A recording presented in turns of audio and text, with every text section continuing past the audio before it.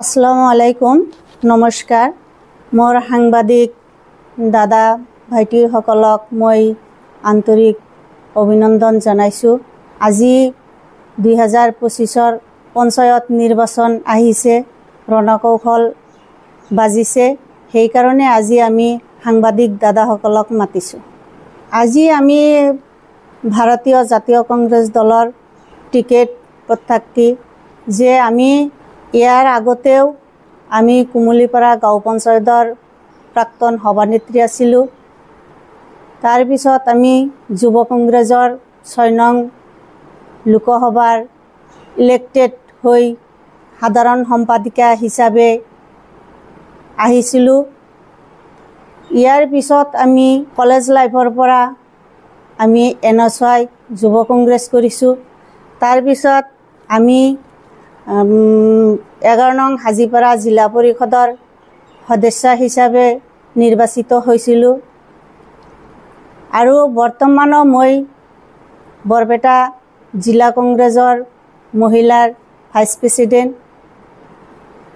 আজি আমি ইয়াত সমবেত হৈছোঁ এই কাৰণেই যে মই ভাৰতীয় জাতীয় কংগ্ৰেছ দলৰ টিকেট প্ৰত্যাশী।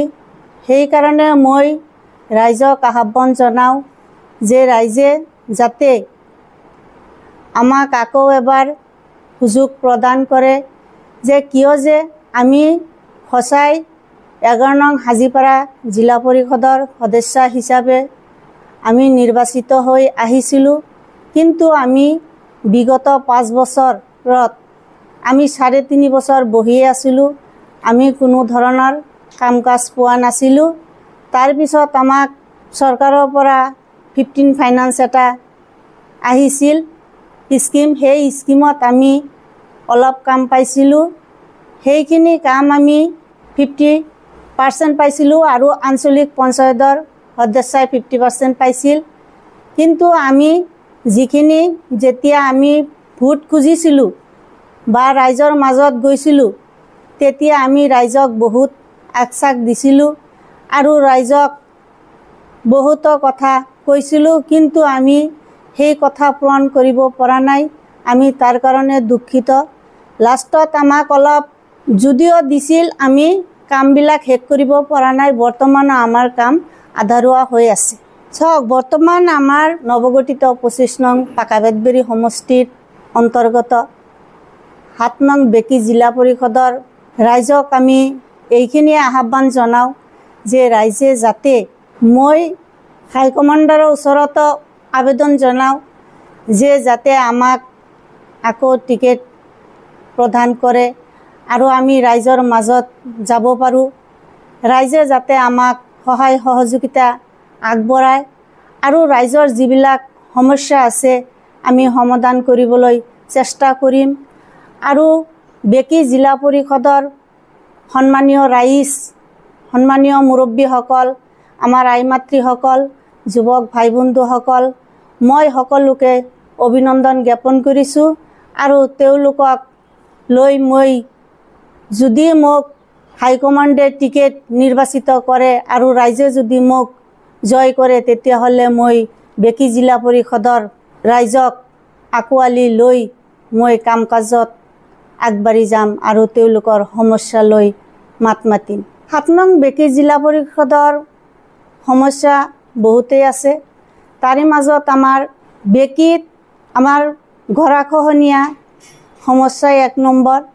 তাৰপিছত আমাৰ খোৱাপানীৰ যোগান ধৰা, আমাৰ বিশুদ্ধ খোৱাপানীৰ যোগান ধৰা, আমাৰ যিহেতু আমাৰ মাইনৰিটি এলেকা, আমাৰ কৃষি বিভাগ, কৃষি মানুহ, তেওঁলোকৰো বহুত সমস্যা আছে, আমি তেওঁলোকৰ লগতো আছোঁ। আৰু আমাৰ শিক্ষাৰ সমস্যা, আমি শিক্ষাৰ লগতো জড়িত, আমি তেওঁলোকক শিক্ষাৰ বিষয়ে আগবাঢ়ি লৈ যাম। আৰু আমাৰ যিখিনি সমস্যা আছে তেওঁলোকৰ লগত মই সদায় জড়িত থাকিম।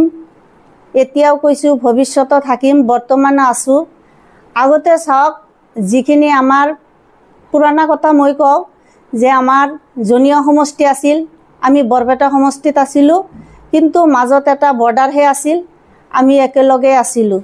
তেওঁলোকক আগৰ পৰাই আমি চোৱা চিতা কৰিছোঁ, মৰম কৰিছোঁ। তেওঁলোকৰ লগত সকলো সময়তে আমি সমস্যাবিলাক শ্বেয়াৰ কৰিছোঁ, জড়িত আছিলোঁ, বৰ্তমানো আছোঁ, ভৱিষ্যতেও থাকিম।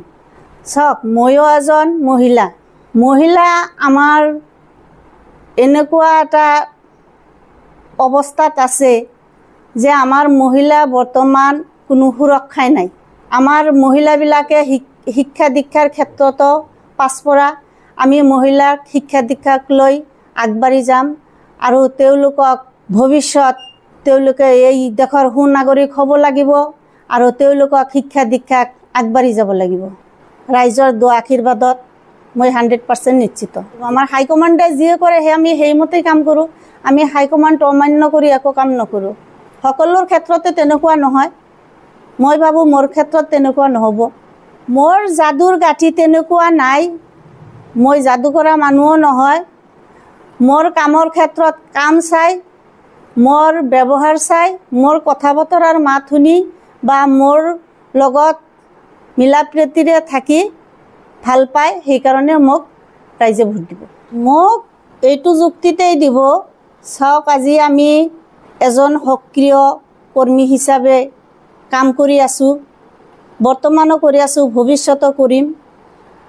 আমি ইমান দুৰ্দিনতো আমি কংগ্ৰেছ এৰি যোৱা নাই, আমি কংগ্ৰেছত আছোঁ। সেইকাৰণেই মই হাইকমাণ্ডক অনুৰোধ জনাওঁ যে হাইকমাণ্ডে যাতে মোক টিকেট প্ৰদান কৰে আৰু ৰাইজৰ লগত মোৰ ভাল, ৰাইজক মই আগবাঢ়ি যাম ৰাইজৰ লগত, ৰাইজে মোক লগত থাকিব। মই এজন সক্ৰিয় কৰ্মী হিচাপে মোক টিকেট প্ৰদান কৰিব। মই বেকি জিলা পৰিষদৰ অন্তৰ্গত যিখিনি সমস্যা আছে, শিক্ষা দীক্ষাৰ ক্ষেত্ৰত, গৰাখহনীয়াৰ ক্ষেত্ৰত, বাল্য বিবাহৰ ক্ষেত্ৰত, নিচাজাতি দ্ৰব্য সেৱা কৰাৰ যিবিলাক আছে, মই সেইসকলৰ লগত যুঁজি যাম আৰু তেওঁলোকক লৈ আমাৰ গাঁৱৰ যিবিলাক আৰু মানুহ আছে, ভাল মানুহ, তেওঁলোকৰ লগত লৈ মই এইবিলাক হাৰিবলৈ বা শুধৰণি কৰিবলৈ চেষ্টা কৰিম। 4খন জিপি আছিল, মই সেইখন 4খন জিপিতে কৰ্মীসকলক লৈ সমভাগে কাম কৰি গৈছোঁ।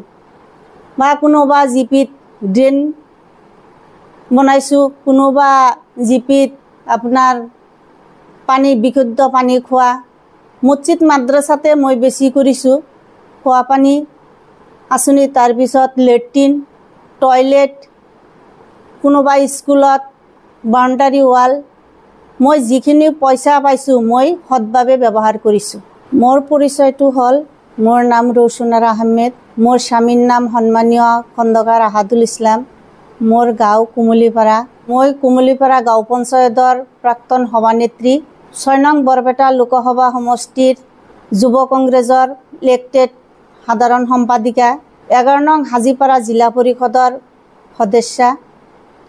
মই ভাৰতীয় জাতীয় কংগ্ৰেছ দলৰ এজন সক্ৰিয় কৰ্মী আৰু বৰ্তমান মই বৰপেটা জিলা মহিলা কংগ্ৰেছৰ ভাইচ প্ৰেছিডেণ্ট।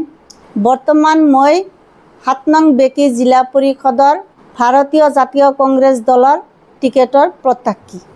7 নং বেকি জিলা পৰিষদৰ সন্মানীয় ভোটাৰ ৰাইজৰ পৰা মই দোৱা আশীৰ্বাদ বিচাৰি মই সন্মানীয় ৰাইজ, সন্মানীয় মুৰব্বীসকল, সন্মানীয় আইমাতৃসকল আৰু সন্মানীয় যুৱক ভাই বন্ধুসকলৰ পৰা দোৱা আশীৰ্বাদ বিচাৰিছোঁ।